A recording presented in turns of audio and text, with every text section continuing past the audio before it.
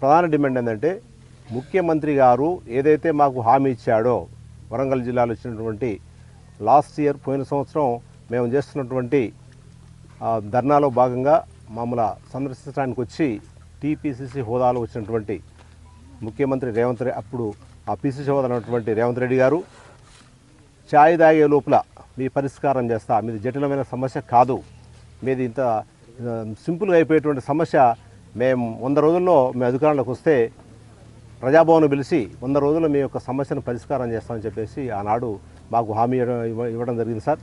దాంట్లో భాగంగానే మేము ఛాయ్ తాగడం అయిపోయింది, 100 రోజులు అయిపోయింది, సంవత్సరం కూడా అయిపోయింది. ఇక చూసినాం మా ఓపిక నశించే పరిస్థితి వచ్చింది. గత 18 సంవత్సరాల నుండి ఇదే ప్రభుత్వాలు మమ్మల్ని మోసం చేసుకుంటూ వస్తున్నాయి. మాకు ఎలాంటి ఉద్యోగ భద్రత లేదు. ఇప్పటివరకు మా యొక్క కాంట్రాక్ట్ ఉద్యోగులు మొత్తం కూడా ఎస్ఎస్సీలు ఉన్నటువంటి కాంట్రాక్ట్ ఉద్యోగులందరూ కూడా 175 మందికి పైగా మరణించడం జరిగింది.